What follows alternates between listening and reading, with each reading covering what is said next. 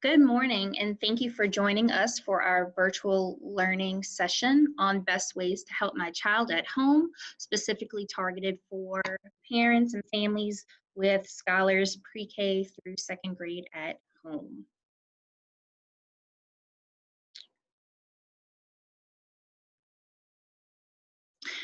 I'd like to welcome you to the 2020-2021 school year. As you know, school has started and we are so excited to see our scholars, even if it is virtually. Our session today will briefly touch on session norms just to ensure our session flows smoothly. We'll also briefly talk about InspireNOLA's vision and mission, and then what you've all been waiting for, 5 tips for supporting virtual learning at home for your scholar, and then I'll also connect you to some InspireNOLA resources that may be helpful during this time. For session norms, I'm going to ask that everyone remain muted at all times during the session. That'll just ensure that there's no background noise or anything that could be distracting. And as you'll see, if you're not familiar with Zoom, that is the mute button. And so you'll know that you're muted at all times when it is red. If you have a question, I am going to ask that you type it in the chat box. Because we do have another session that will flow after this session, we may not have time to get to questions and answers. And so after this session, which is being recorded, I will take all the questions and create a Q&A sheet and post that along with the recording for this session on the InspireNOLA website. As some of you may know, InspireNOLA's mission is to transform and inspire an educational movement where everyone will fulfill one of our 3 E's, which is enroll in college, enlist in the military, or be gainfully employed by the time they graduate from high school. We also want our scholars to become successful citizens in their community. And I know you may be wondering, this is a session for pre-K through second grade. What does that have to do with my child? But it is very important because we know that the primary grades, which are pre-K through second, lay the foundation for this vision to be a success. And so we always have to remember and ground ourselves that success starts here in the primary grade. So now we'll talk about 5 tips to help you support virtual learning at home with your scholars. The first tip is just to be sure that you make a schedule and have a routine, and most importantly, that you stick to it. When we think about research says that routines help children feel safe and secure. And at this time where everything is ever changing, we know that it's very important for our children to feel safe and secure. By you having a steady routine at home, that will also help reduce stress and anxiety that may come along with this new way of learning. Also, young children gain understanding of what is expected of them when we have these routines, and it just makes them know that their environment is more predictable. And so it's kind of cause and effect. If I do this, I know that this is going to happen or be the outcome.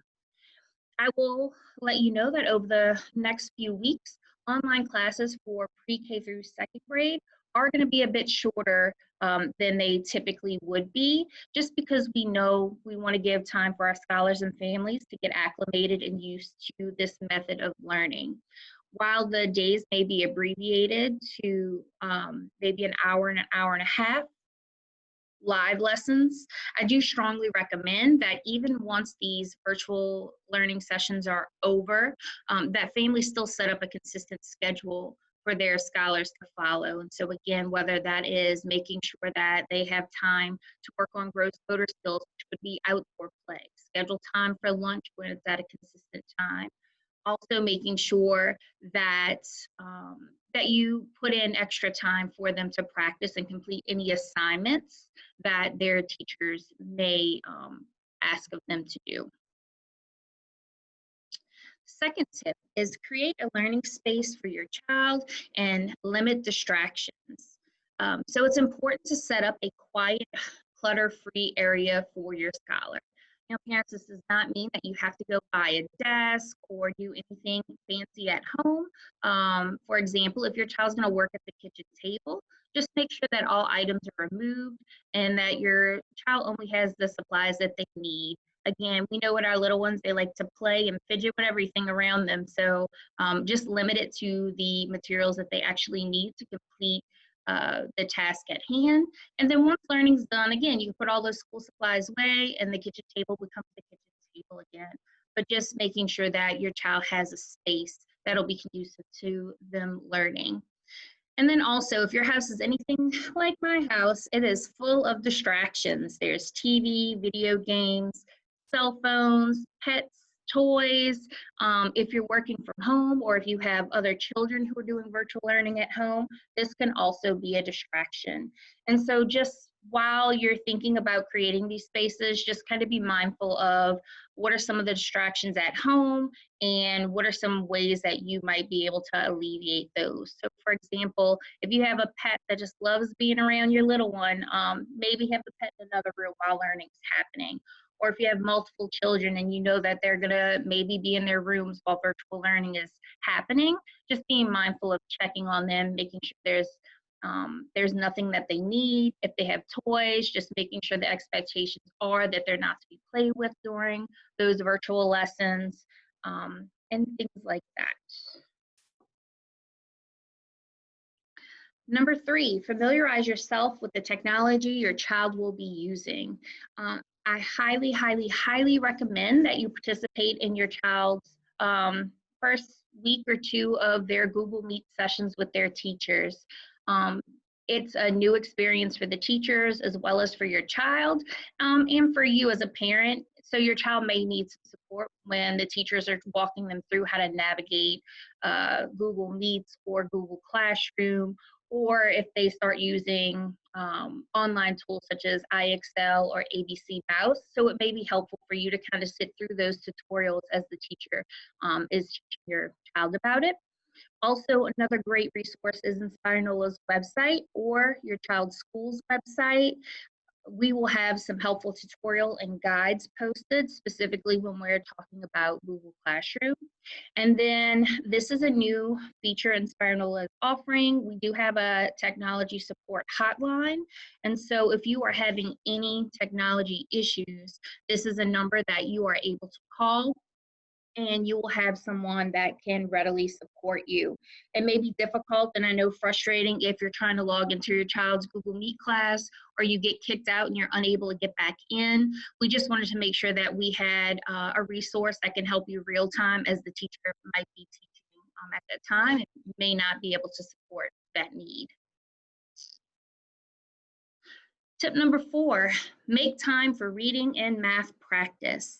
And so I always would tell my my kids as well as, you know, the kids that I teach, if we want to get better at something, we have to practice. Think of any professional athlete. Some were born with that talent, but they also needed to cultivate that gift in order to be the best. And so to do that, they have to practice. And so when you're at home, I know it can be busy. You may be working from home. You may be having someone else at home with your scholar during this virtual time, but just be sure to make practice fun for them. And so I'm just going to share some quick ways that you can use some of the information that your child will get from their teacher and you could make practice fun for them. So something as easy as getting index cards or sheets of paper, and writing the sight words that your scholar is learning, or just words maybe in a story that they're reading that they may be having difficulty with. Make 2 sets of index cards with them and you can shuffle them up and you can play Go Fish. Have your child practice reading those words. Just encourage them to read and count anything around the house. So if you're making dinner and there's a box food, like have them read the ingredients with you. If they're eating cereal in the morning, maybe have them kind of like look at the cereal box. What are some of the words that you can read from there? If they're playing video games and there's words on the screen, making sure they're trying to read those out loud. When it comes to counting, again, just reinforce what they're learning during that virtual lesson. If they are skip counting by 5s or 10s, you can have them do that with toys in the house, really anything. Again, it's just repetition and practice that's going to strengthen those numeracy skills. Another fun game is the ABC game, and I have teenagers at home, and they still love playing this game. We'll just switch it up a bit, but it's super simple. Just pick a topic. It could be anything that's going to engage your students. So it could be foods, cartoon characters, animals, and just take turns saying words that start with the letter sound. And so if you're going to say, I don't know, foods, I would start off with A, and I could say apple, ah. Then the next person would say B, banana, and they could just keep going. And we kind of like to make that a game in the house.